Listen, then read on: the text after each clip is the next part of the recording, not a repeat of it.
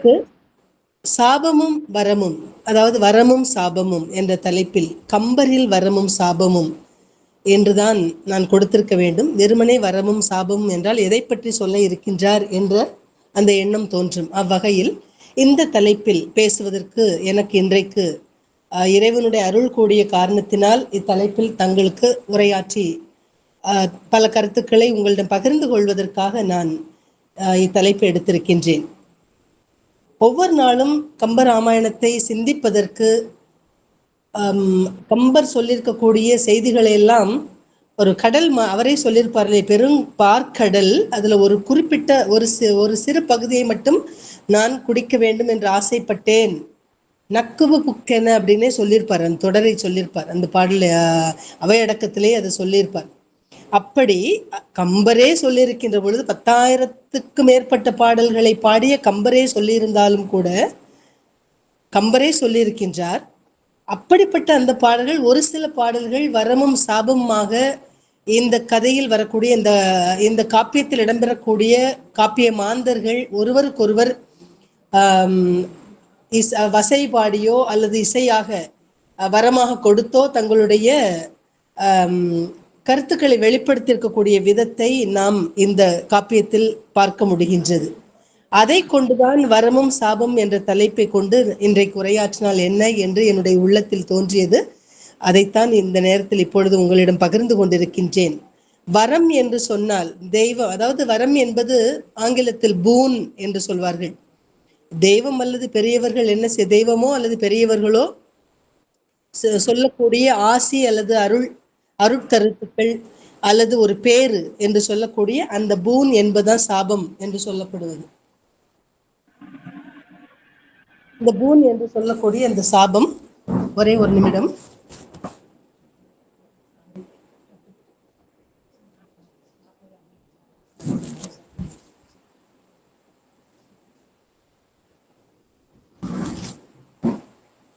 இந்த பூன் அல்ல என்று சொல்லக்கூடிய அந்த வரம், அருள் என்று இறைவனோ அல்லது பெரியவர்களோ சொல்லக்கூடிய ஒரு அருள் உரை என்று சொல்லப்படுவது.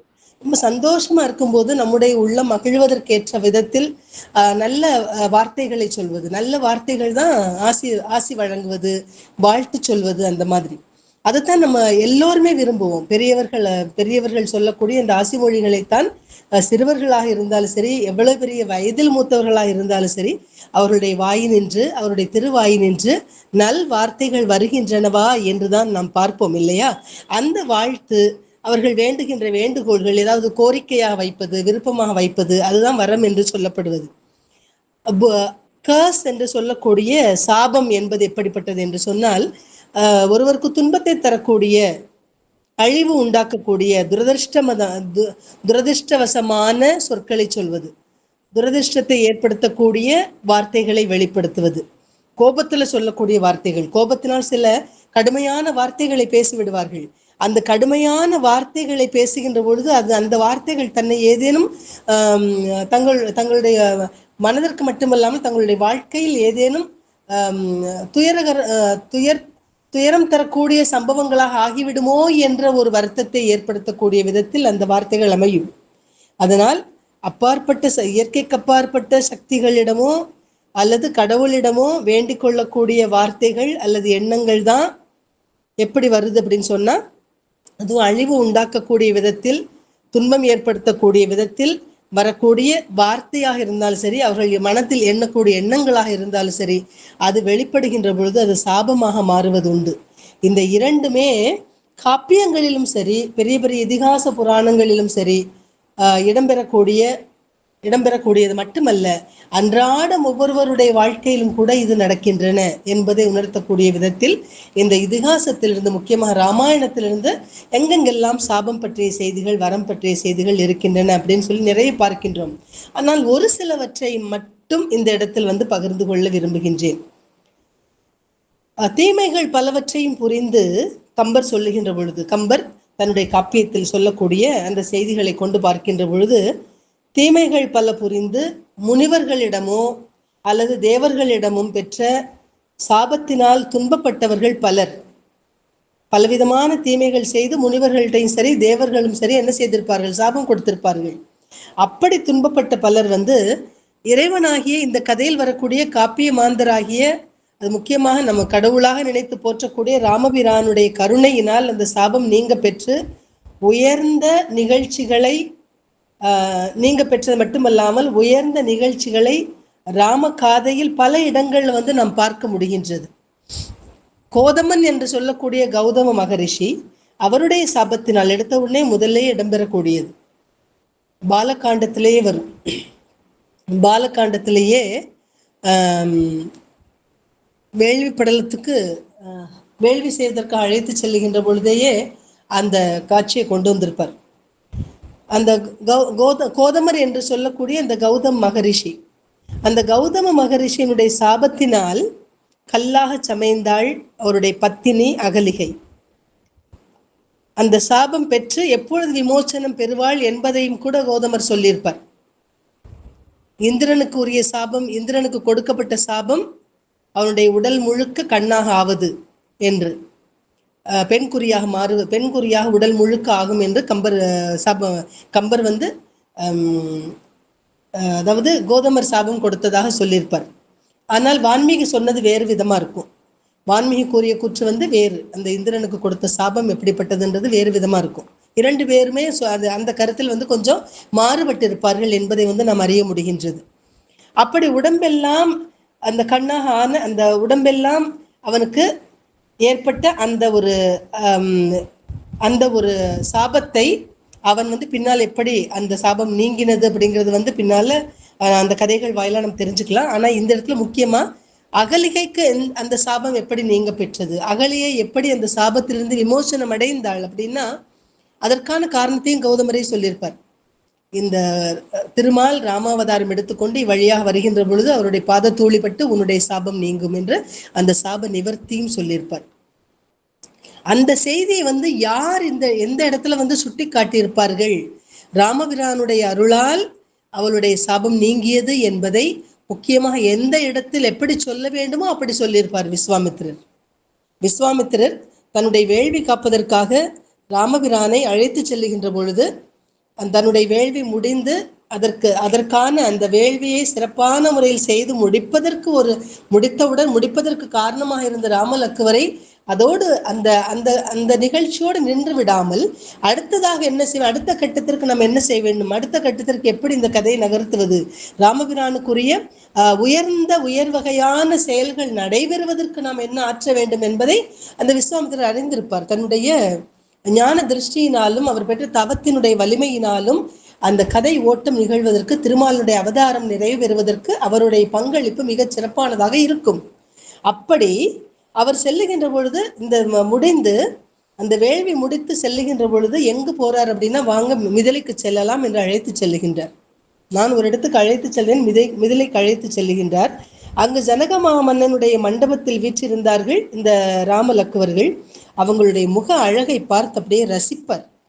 அந்த முகத்து அழகை தன்னுடைய 2 கண்களாலும் விஸ்வாமித்திரர் அள்ளி பருக, அப்படியே அள்ளி பருகினார்னே கம்பர் பாடுவார். அந்த 2 கண்களாலும் அள்ளி பருக அவர்கள் தசரத குமாரர்கள் என்று தெரிவித்த விஸ்வாமித்திரன் ராமபிரானுடைய குலப்பெருமைகளை எல்லாம் ஜனகனுக்கு எடுத்து சொல்லி கொண்டிருப்பார். ஏன்னா ஜனகமாமன்னனும் பார்க்கின்றார். விஸ்வாமித்திரர் 2 பேருடைய அழகை முதல்லே, அவர்களுடைய வீரமும் சரி அவர்களுடைய அழகும் சரி விஸ்வாமித்திரரை கவர்ந்தது. அது மட்டுமில்லாமல் ஜனகமா மன்னரும் 2 பேரையும் அப்படியே தன்னுடைய கண்களால் அளந்தும் அந்த அழகை பருகியும் அவரும் ரசித்துக் கொண்டிருக்கின்றார். இந்த 2 பிள்ளைகள் மிக அழகாக இருக்கின்றார்களே, யாராக இருக்கக்கூடும் என்றெல்லாம் சிந்தித்து கொண்டிருந்த பொழுது விஸ்வாமித்திரர் அவர்களை பற்றி ஒரு அற்புதமான ஒரு முன்னுரையை வழங்குவார். அவர்களை பற்றி அறிமுகத்தை வழங்குகின்றார். எப்படிப்பட்ட அறிமுகம் தெரியுமா? அகலிகையினுடைய சாப விமோச்சனம் இந்த விஸ்வாமித்திரனுக்கே வியப்பாக அமைந்திருந்தது. அதனால் அது மட்டும் இல்லாம தன்னுடைய சினத்தினால் பலருக்கு சாபம் கொடுத்த விஸ்வாமித்திரரை பலருக்கும் சாபம் கொடுத்தவர்.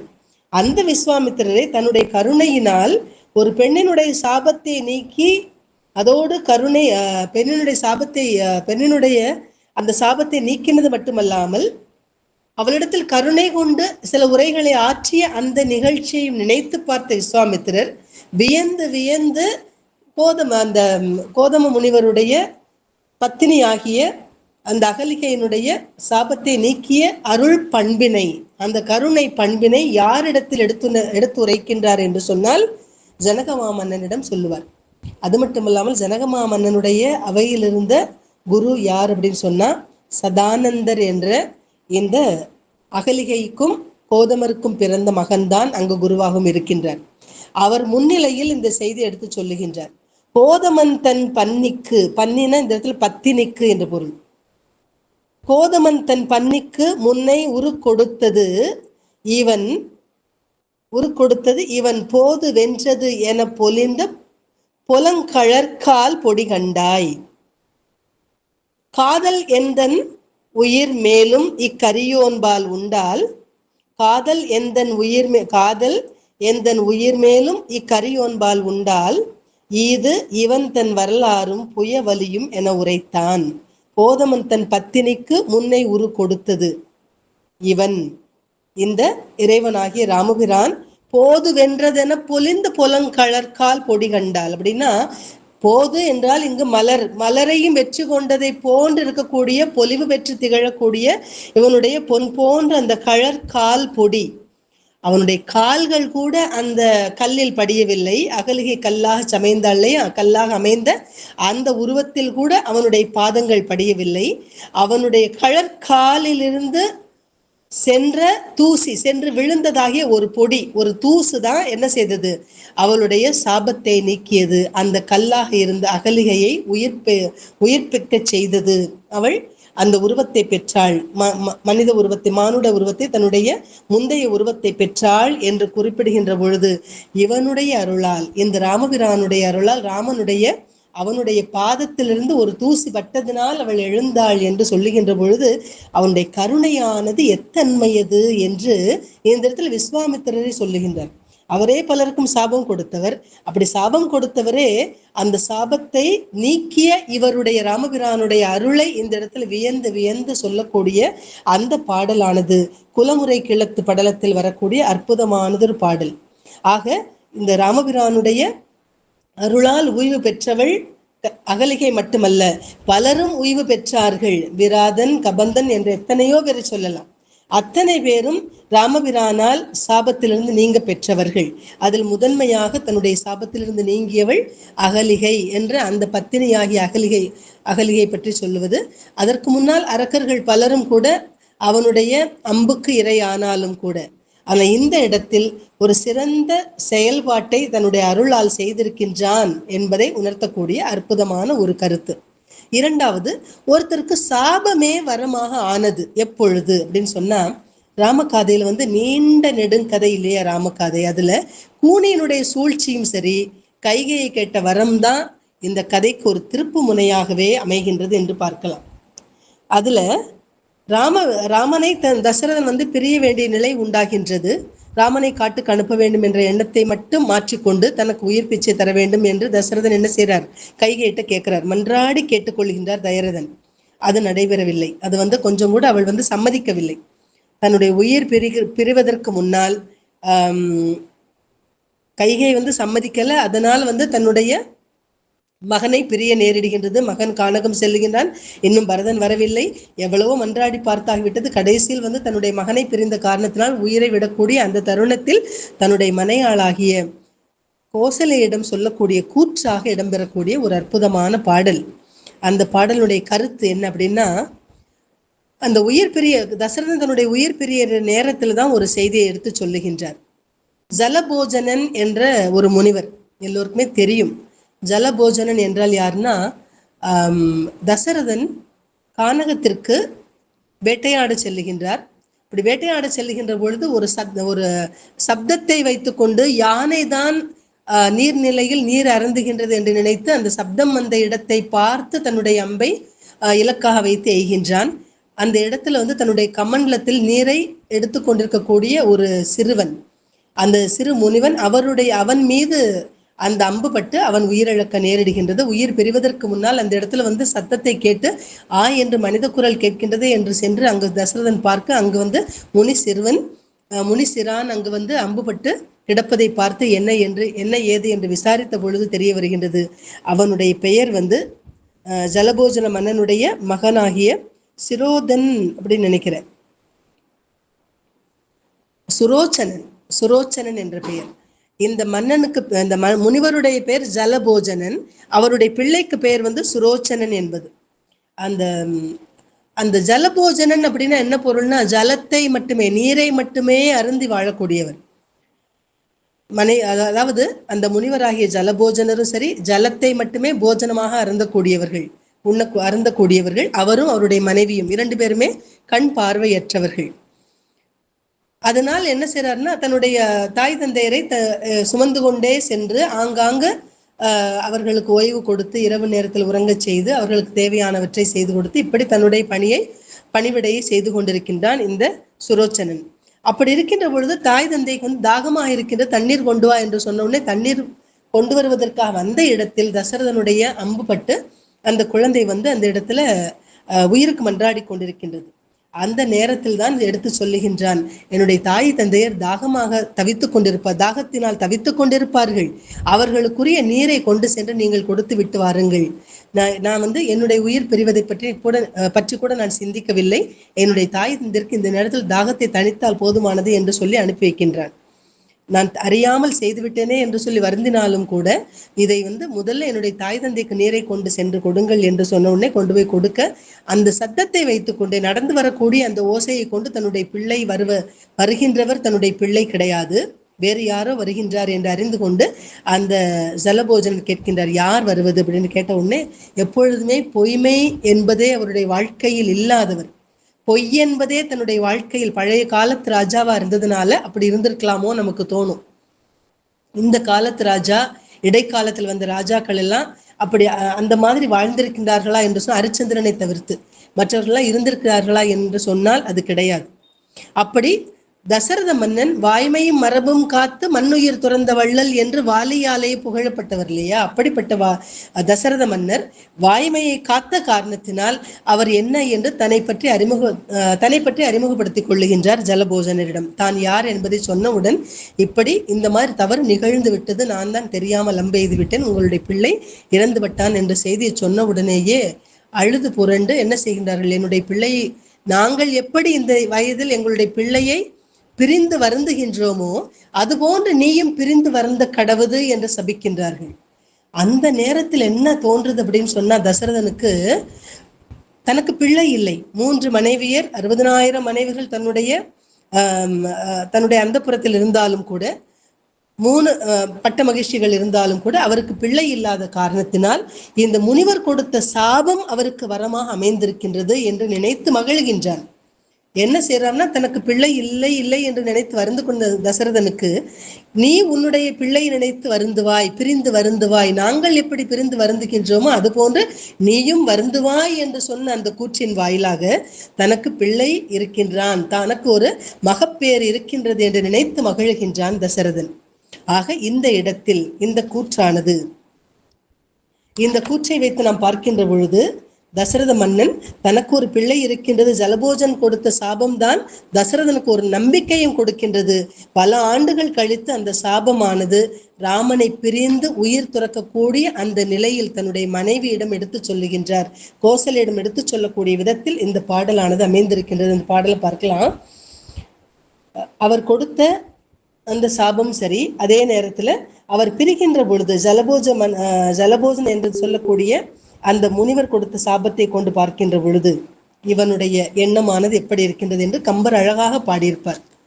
என்ன அப்படின்னா, தாவாது ஒளிரும் குடையாய் தவறு இங்கு இது, நின் சரணம் காவாய், நின் சரணம் காவாய் என்றாய். அதாவது உண்மை சரணடைகின்றேன், என்னை காக்க வேண்டும் என்று என்னிடம் நீ கேட்டாய், நான் தவறு நிகழ்த்தி விட்டேன், உங்களை சரணடைகின்றேன், என்னை காக்க வேண்டும் என்று நீ கேட்டாய், அதனால் கூடிய சாபம் கருதேன், அதனால் கூடிய சாபத்தை பற்றி நான் கருத மாட்டேன்.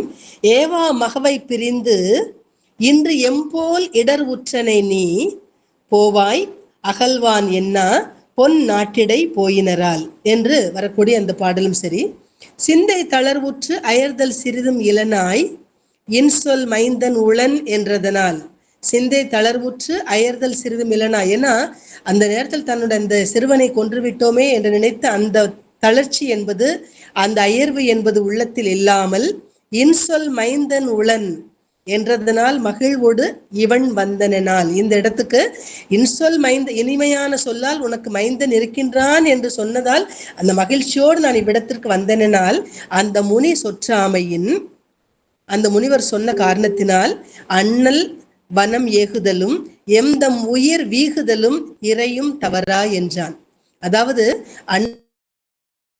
வனத்திற்கு செல்ல இருக்கின்றான், என்னை விட்டு பிரிய போகின்றான், அதனால் என்னுடைய உயிர் பிரிய போகின்றது, என்னுடைய மகனை விட்டு நான் உயிர் துறக்கக்கூடிய நேரத்தில் என்னுடைய மகன் என்னோடு இருக்க மாட்டான் என்ற செய்தியெல்லாம் இப்பொழுது எனக்கு விளங்குகின்றது என்று தன்னுடைய மனையாளாகிய கோசலையிடம் கூறிய கூற்றை வைத்து பார்க்கின்ற பொழுது அந்த சாபம்தான் இவருக்கு வரமாகவும் ஆகியது என்று கம்பருடைய பாடல்களால் நாம் தெரிந்து கொள்ள முடிகின்றது. அடுத்து வரத்தால் வந்த சாபம் ஒரு சான்று, அதற்கும் ஒரு சான்று இருக்கின்றது. வரத்தால் வந்த சாபம் அப்படின்னா, கைகையும் பரதனையும் என்ன செய்கின்றாருன்னா, நீங்க 2 பேருமே 2 வரம் கைகை கேட்டாள், தெரியும், நம்ம எல்லாருக்குமே தெரிந்த ஒன்றுதான். அதனால் அதை விளக்கமாக நான் சொல்ல போவதில்லை, சுருக்கமாக சொல்லிவிடுகின்றேன். 2 வரங்களால், அதாவது சம்பராசுர யுத்தத்தின் பொழுது 2 வரங்கள் தருகின்றேன் என்று சொல்ல, அந்த 2 வரங்களை சரியான தருணத்தில் நான் கேட்கின்றேன், இப்பொழுது எனக்கு வேண்டாம் என்று கைகையை சொல்ல, அது சரியான தருணம் எது என்றால், இவன் முடிசூட போகின்ற நேரத்தில் கூனியினுடைய கூற்றை கேட்டுக்கொண்டு அந்த கூனி விரித்த சூழ்ச்சி வலையில் மாட்டிக்கொண்ட கைகேயி இந்த நேரத்தில் அந்த 2 வரங்களை கேட்கின்றாள். 2 வரங்களால் ஒரு வரத்தை கொண்டு உன்னுடைய மகனுக்கு முடிசூட வேண்டும், மற்றொரு வரத்தால் ராமன் 14 ஆண்டுகள் கானகம் செல்ல வேண்டும் என்று சொல்லி 2 வரங்களை கேட்டு பெறுகின்றாள்.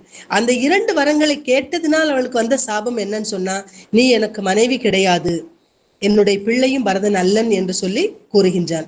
அந்த சாபம் எப்பொழுது நீங்க பெறுகின்றது என்று சொன்னால், அந்த சாபமானது நீங்க பெறுவதற்கு யார் காரணமாக அமைந்தது என்று சொன்னால் ராமபிரான் அமைகின்றார். ராமபிரான் கடைசியில் வரக்கூடிய அந்த மீட்சி படலத்தில், மீட்சி படலம் யுத்த காண்டத்தினுடைய கடைசி பகுதியில் மீட்சி படலம் என்ற ஒரு பகுதி, அந்த மீட்சி படலத்தில் என்ன செய்தி, எந்த இடத்தில் அது இடம்பெறுகின்றது என்று சொன்னால், கடைசியாக சீதையை மீட்டு கொண்டு வருகின்றார் ராமன். போரெல்லாம் முடிந்து ராவணனை கொன்றுவிட்டு ராமன் வீடனனை அனுப்பி சீதை அழைத்து வர சொல்ல, அந்த நேரத்தில் தசரதன் மேலிருந்து, அதாவது தன்னுடைய அந்த பிதுர் லோகத்திலிருந்து வருகின்றார். அப்படி வந்த உடனே அவர் கேட்கின்ற ஒரு கூற்று, 14 ஆண்டு, ஏன்னா கைகை பெற்ற 2 வரங்கள், அந்த 2 வரத்தால் அவருடைய மனசு உயிர் துறந்த தசரதன் இன்னும் அவருடைய உள்ளத்தில் ஒரு என்ன சொல்றது, ஒரு அம்பு மாதிரி, அந்த அம்பானது உள்ளே பதிந்து விட்டது, அம்பினுடைய நுனி உள்ளே படிந்து விட்டது, வெளியே எடுக்க முடியாத வண்ணம் துயர்பட்டு இருக்கின்றார் தசரதன். அது எப்பொழுது நீங்கும் என்று காத்து கொண்டிருக்கக்கூடிய அந்த தருணத்தில் என்னுடைய மனம் இந்த ராமபிரானிடம் நேரடியாக பேச முடியாமல் போய்விட்டதே என்று நினைத்து வருந்தி அந்த தருணத்தில் கடைசியில் 14 ஆண்டுகளுக்கு பின்னர் ராமனுடைய பட்டாபிஷேகத்தை காண்பதற்காக வானுலகிலிருந்து பூமிக்கு வந்தாராம் தசரதன். ராமனை கண்டு பரவசம் அடைந்து போய் இந்த உலகத்திற்கு துன்பத்தை செய்யும் பகைமை ஒழித்து, இந்த முழுவதுமாக பகையை ஒழித்து அறத்தை மட்டுமே நிலைநிறுத்த செய்தவன் ராமன் இல்லையா? அப்படிப்பட்ட ராமனை தசரதன் பாராட்டுகின்றார். எப்படி பாராட்டினார் அப்படின்னா, செம்மாந்த குணமுடைய ராமனே, என்னிடம் நீ பெறத்தக்க ஒரு வரத்தினை கேட்டு பெற்றுக்கொள்வாயாகன்னு சொல்றார். மிகச்சிறந்த, ஏன்னா 4 பிள்ளைகள்லையும் பிள்ளைன்னா மூத்த பிள்ளை மட்டும்தான் அவருக்கு ஞாபகத்தில் இருக்கு, மற்ற 3 பிள்ளைகள் தன்னுடைய பிள்ளைகளாவே நினைக்க மாட்டாரா தசரதன். விஸ்வாமித்திரர் கேட்டப்போ, உன்னுடைய பிள்ளை என்னோட அனுப்பிவை அப்படின்னு சொல்லி கேட்ட உடனே, கருங்கொண்டலை ஒத்த சிறுவனை அனுப்பிவை என்று சொன்ன உடனேயே ராமபிரானும் கருப்பு தான், பரதனும் கருப்பு தான், ஆனா அவருக்கு மனசுல தோன்றது ராமபிரானை தான் சொல்றாருன்னு சொல்லிட்டு என்னால அனுப்ப இயலாது, மிகச்சிறுவன் என்று சொல்வார். அந்த ராமபிரானிடத்தில் மட்டுமே மிகுதியான அன்பை வைத்திருந்தார். அதனால் அந்த காரணத்தினால் செம்மாந்த குணமுடைய ராமனே என்று அழைத்து, நீ என்கிட்ட ஏதாவது வரத்தை கேளேன்பா அப்படின்னு கேட்கிறார். கேட்ட உடனே அப்போ அந்த ராமபிரானுக்கு என்ன வரம் கேட்டாருன்னா, தன் தந்தைகிட்ட இது நாள் வரைக்கும் தாய் கைகேயி மனசில் அப்படியே வருத்தப்பட்டு கொண்டே இருக்கின்றாள், ரொம்ப சங்கடப்பட்டு போயிட்டு இருக்கா. என்ன காரணம் அப்படின்னா,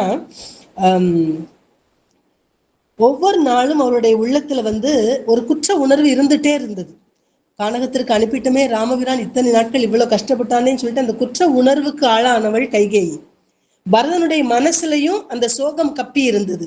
அந்த 2ஐயும் தவிர்ப்பதற்கு ஏற்ற விதத்துல ராமபிரான் கேட்கிறார், கைகேயை வந்து தசரதன் மனைவியாக ஏற்றுக்கொள்ள வேண்டும், பரதன் மீண்டும் மகனாக அங்கீகரிக்கப்பட வேண்டும். இப்படி இருந்தா அவர்களை தனக்கு முறையாக தாயாகவும் தம்பியாகவும் தர வேண்டும் என்ற ஒரு விண்ணப்பத்தை அந்த நேரத்தில் தசரதனிடம் வைக்கின்றான் ராமன்.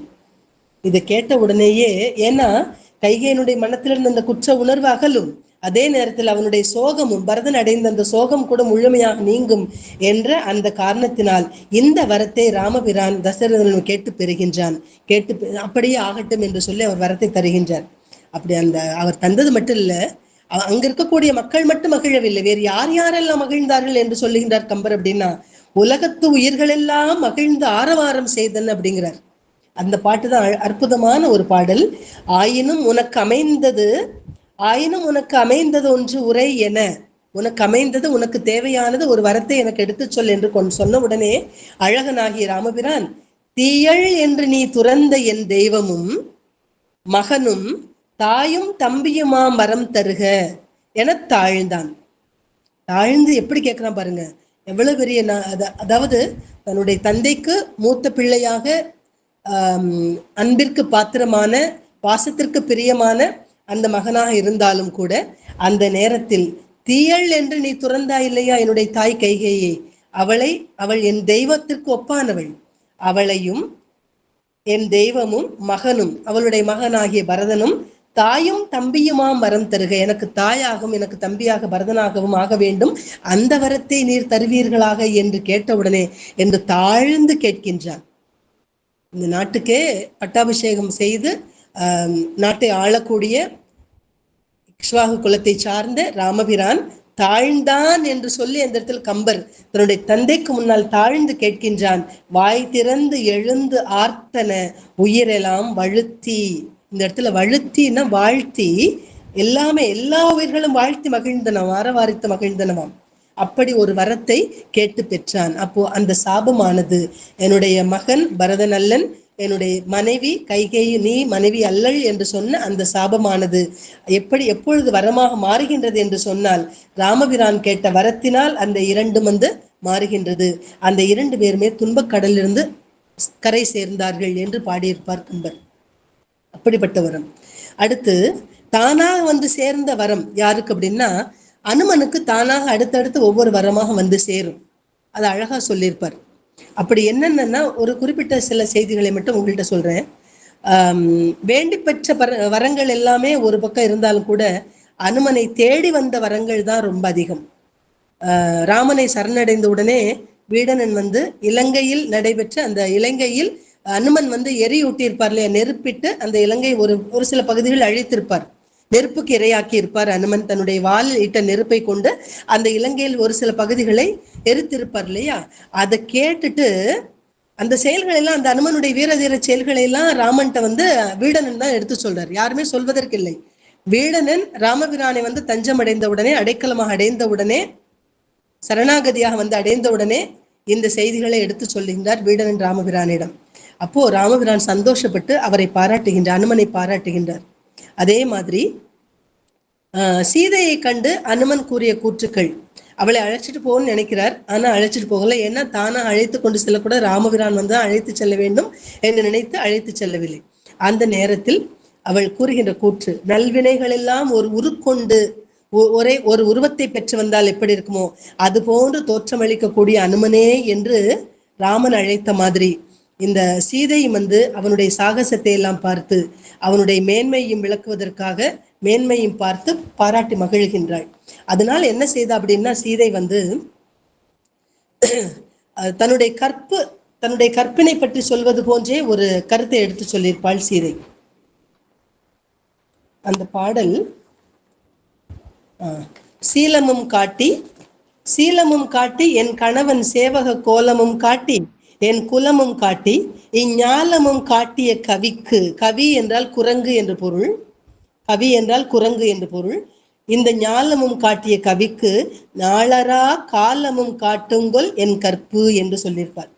அதாவது நாளரா காலம் அப்படின்னு சொன்னா அவன் எக்காலத்தும் வாழ்ந்திருக்கக்கூடிய அந்த சிரஞ்சீவி தன்மையானது தவறாது கிடைக்கும், தவறாது உண்டாக்கும், சிரஞ்சீவி தன்மையை உண்டாக்கும். எது உண்டாக்கும்னா என்னுடைய கற்பு உண்டாக்கும் என்று சீதை எடுத்து சொல்லியிருப்பாள் அந்த மீட்சி படலத்தில் வரக்கூடிய ஒரு பாடல். என் கற்பொழுக்கம் எத்தகையது என்பதை இலங்கையில் வந்து என்னை வந்து கண்ணால் கண்டு அதை அப்படியே போய் என்ன செய்தார், ராமபிரானிடம் எடுத்து சொன்னவன் வந்து அனுமன். சீதை எப்படிப்பட்டவளாக இருக்கின்றாள் என்று சொன்ன பொழுது அந்த சீதையினுடைய அந்த கற்புத்தன்மையை எடுத்து சொன்ன விதம் ரொம்ப ரொம்ப அற்புதமா இருக்கும். விற்பெருந்தடந்தோள் வீர வீங்கு நீர் இலங்கை வெற்பில் நற்பெருந்தவத்தளாய நங்கையை கண்டேன் அல்லேன், இற்பிறப்பென்பதொன்றும் இரும்புரை என்பதொன்றும் கற்பெனும் பெயரதொன்றும் களினிடம் புரிய கண்டேன் சொல்லியிருப்பார். தவம் செய்த தவமாம் தையலை கண்டேன். அந்த அசோகவனத்தில் ஒரு பக்கத்தே, ஒரு சோலையில் ஒரு பக்கத்தே என்ன செய்திருந்தாள், தவம் செய்த தவமாம் தையலாக அமர்ந்திருந்தாள் சீதை என்றெல்லாம் எடுத்து சொல்லுகின்ற பொழுது அந்த கற்புத்தன்மையை வந்து அனுமன் தான் ராமபிரானிடம் வந்து எடுத்து சொன்னவர். அந்த அது மட்டும் இல்லாம அனுமன் ராமனுடைய வீரத்தை உலகோர் அறிய செய்தது எப்படி என்று சொன்னால், அந்த ராமபிரானே வந்து சீதையை மீட்டு செல்ல வேண்டும். அப்படிப்பட்ட மீட்டு செல்வதற்காக தான் சீதை வந்து சிறையிலிருந்து மீட்டு செல்லாமல் தன்னுடைய தோளில் அமர்ந்து கொள்ளுங்கள் என்று சொன்ன பொழுதும் கூட சீதை மறுத்து விட்டாள். நான் சொன்னது தவறு என்று சொல்லி நான் ராமனை அழைத்து வருகின்றேன், இங்கு நிகழ்ந்த நிகழ்வுகளை எடுத்து சொல்லி அவர் மீண்டு வந்து உம்மை மீட்டு செல்வார் என்று சொல்லி அந்த ராமபிரானுடைய வீரத்தை எல்லாம் உலகோர் அறியும்படியாக செய்து என்னுடைய குலச்சிறப்பை எல்லாம் எல்லோரும் உணரும்படியாக செய்தவன் இந்த அனுமன். அப்படிப்பட்ட அனுமனுக்கு என்னுடைய கற்பானது எக்காலத்தும் வாழ்ந்திருக்கக்கூடிய, அனுமன் எப்போதும் வாழ்ந்திருக்கக்கூடிய அந்த சிரஞ்சீவி தன்மையை வந்து தவறாது உண்டாக்கக்கூடியது என்று மனத்தில் எண்ணுகின்ற அந்த எண்ணத்தை தான் இந்த பாடல் வாயிலாக கம்பர் எடுத்துணர்த்திருக்கக்கூடிய அந்த அழகை நம்மால் பார்க்க முடிகின்றது. அப்படி அது மட்டும் இல்லாம ராமபிரான் கொடுத்தனுப்பி அந்த கணையாழியை பார்த்து மகிழ்ந்த மகிழ்ச்சியில், சீதை மகிழ்ந்த மகிழ்ச்சியில் தூதனாக வந்த அனுமனை நீ என்றும் சிரஞ்சீவியாக வாழ்வாய் என்றும் வரமளிக்கின்றாள் அந்த சீதா பிராட்டி. அப்படிப்பட்ட ஒரு சிறந்த அந்த வரத்தை எல்லாம் சீதை கொடுக்கின்றாள். ராமனும் மகிழ்ந்து இந்த செய்தியெல்லாம் இந்த வீரதீர செயல்களை எல்லாம், இலங்கையில் செய்த அந்த வீரதீர செயல்களை எல்லாம் வீடனன் சொல்ல கேட்டு அவனை மகிழ்விக்கின்றார். அது மட்டுமல்ல, இன்னும் ஒரே ஒரு செய்தியை மட்டும் சொல்லி நிறைவு செய்கின்றேன். என்ன அப்படின்னா, ஓரிடத்துல வந்து என்னுடைய வலிமையும் ராவணனுடைய வலிமையும் சேர்த்து நீ பெற வேண்டும் என்று வாழ்த்திருப்பார். எப்போ அப்படின்னா, நல்வினைகளை எல்லாம் ஒரு உருக்கொண்டது போல தோற்றமளிக்கும் அனுமனை என்று அழைத்து எனக்கு முன்னாலேயே நீ சென்று என்ன செய்தாய், இலங்கைக்குள் புகுந்தாய், அங்க இருக்கக்கூடிய பகைவர்கள் எல்லாம் அழிக்கக்கூடிய சாகசத்தையும் நீ செய்துவிட்டு வந்தாய். அதனால் என்னுடைய வலிமையும் என்னுடைய பகைவனாகிய அந்த ராவணனுடைய வலிமையும் நீ உன்னுடையதாக ஆக்கி கொண்டாய் என்று சொல்லி பாராட்டியிருப்பார் ராமபிரான்.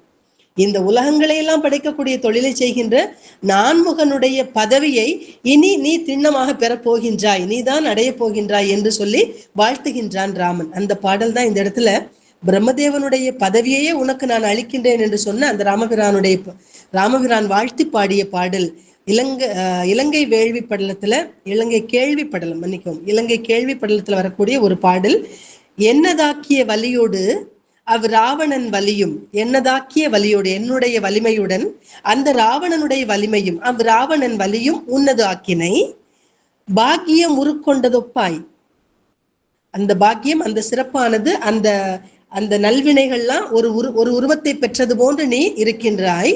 அந்த நல்வினைகள் எல்லாம் ஒரு உருவத்தை பெற்றது போன்று, நல்வினைகள்லாம் உருக்கொண்டிருந்தால் எப்படி இருக்குமோ அது போன்று ஒரு உருவத்தை பெற்றது போன்று காணப்படுகின்றாய். முன்னதாக்கிய மூவுலகு ஆக்கிய முதலோன், முன்னது ஆக்கிய மூவுலகாக்கிய முதலோன் பின்னது ஆக்கிய பதம் நினக்கு ஆக்கினேன் பெற்றாய். அதாவது முன்னமேயே இந்த உலகத்தை, இந்த உலகத்தையும் ஆக்கிய முதலோனாகிய பிரம்மதேவனுடைய பதவியை நான் உனக்கு தருகின்றேன் என்று கூறிய அந்த கூற்றை இவ்விடத்தில் சிந்தித்து பார்க்க வேண்டும்.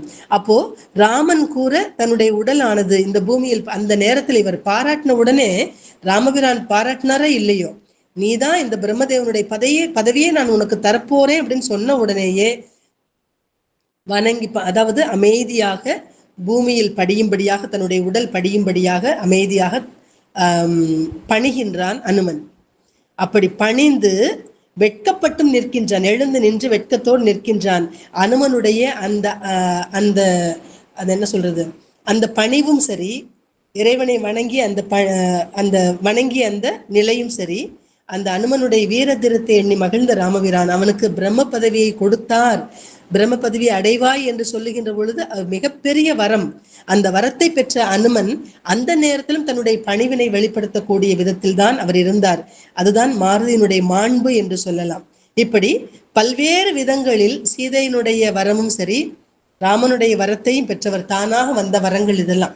அதே மாதிரி பிரம்மாஸ்திரத்திலிருந்து லக்குவனை காப்பாற்றுவதற்கு உதவி புரிந்தவரும் யாரு? அந்த மரங்களை எல்லாம் கொண்டு வந்து லக்குவனை உயிர்ப்பித்து செய்தது அவருடைய செயல்பாடு தான், அனுமனுடைய செயல்பாடு. அந்த நேரத்திலும் அந்த பிரம்மாஸ்திரம் என்ன செய்ததாம்? அந்த லக்குவனை விடுத்து அகன்று ராமபிரானை வலம் வந்து வணங்கி சென்றதாம். அப்போ எல்லாவற்றுக்கும் காரணமாக இருந்தவர், லக்குவனை உயிர்ப்பித்து செய்தது, சீதா பிராட்டியை ராமனுடன் சேர்ப்பிக்க செய்தது என பல செயல்களிலும் தன்னுடைய பங்களிப்பை மிகச் சிறந்த முறையில் செய்த காரணத்தினால் ராமபிரானாக இருந்தாலும் சரி, சீதா பிராட்டியாக இருந்தாலும் சரி, இரண்டு பேருமே அனுமனுக்கு மிகச்சிறந்த வரங்களை வாரி வழங்கினார்கள். அதில் மேன்மையான ஒரு வரம் தான் இந்த சிரஞ்சீவி வரம் என்று சொல்ல வேண்டும். அப்படி சிரஞ்சீவி பட்டத்தையும் வழங்கி அவனை மகிழ்வித்தார்கள். அந்த வரம்தான் இன்றைக்கும் அனுமன் எங்கெங்கெல்லாம் இருப்பார் என்று சொன்னால், எவ்வளவிடங்களிலெல்லாம் ராமனுடைய கதை சொல்லப்படுகின்றதோ அந்த இடங்களிலெல்லாம் அனுமன் இருந்து செவிசாய்த்து கேட்டுக்கொண்டிருப்பார் என்பதை நாம் இன்றைக்கும் பலர் சொல்ல கேள்விப்பட்டிருக்கிறோம், நாமே அறிந்திருக்கின்றோம். அப்படிப்பட்ட அந்த வரத்தை பெற்றவர் அனுமன். ஆக வந்து சேர்ந்த வரங்களை இந்த காதையில், இந்த காப்பியத்தில், ராமாயண காப்பியத்தில் வந்து சேர்ந்த வரங்களை எல்லாம் பெற்ற ஒரே காப்பிய மாந்தர் யாருன்னா அனுமன் மட்டும்தான். சிலருக்கு வரங்கள் சாபங்களாக அமைந்தன, சிலருக்கு வரங்கள் சாபங்களாக அமைந்தன, சிலருக்கு சாபங்களே வரங்களாக அமைந்த அந்த நிகழ்ச்சிகளை எல்லாம் இன்றைக்கு சிந்தித்து பார்த்தோம். ஆனால் அனுமனுக்கு மட்டும் பல்வேறு வரங்கள் தான் அவருக்கு வந்து சேர்ந்தன அப்படின்னு சொல்லி பார்க்கிறோம். சில நேரத்தில் சாபமாக இருந்தாலும் கூட அந்த சாபமும் அவருக்கு வரமாகத்தான் அமைந்திருந்தது. அத்தனையும் அவருக்கு நன்மையாகவே முடிந்தது. காரணம் என்ன என்றால், ராமருடைய கைங்கரியத்திற்காக அவர் பல்வேறு துயரங்களை பட்டு அவர்கள் இரண்டு பேரும், மகாலட்சுமி ஆகிய சீதையும் சரி, திருமாலாகிய ராமனும் இணைவதற்கு மிக மிக முக்கிய காரணமாக இருந்தவர் அனுமன் என்பதனால் அவருக்கு பல்வேறு வரங்கள் வந்து சேர்ந்தன அப்படின்னு சொல்லிட்டு தானாக வந்த வரங்களாக அமைந்திருந்தன அப்படின்னு சொல்லி பார்க்கிறோம். அப்போ நல்லவர்களுக்கு தீங்கு புரிந்து அதனால் சாபம் பெற்றவர்களையும், பெற்ற சாபத்திலிருந்து ராமபிரானால் விடுபட்டவர்களையும், சில சாபங்களே வரங்களாக மாறி போனதையும் நமக்கு காட்டிய கம்பன் வரங்கள் எல்லாம் தேடி வந்து அனுமனை வந்து அடைந்த வகையினையும் கூட அழகாக சொல்லி வைத்து சென்றிருக்கின்றார். அவற்றையெல்லாம் படித்து இன்புறுவது மட்டுமல்லாமல் நாமும் பலருக்கும் இவற்றை எடுத்து எம்புவோம் என்று கூறி வாய்ப்புக்கு நன்றி கூறி அமைகின்றேன். நன்றி, வணக்கம்.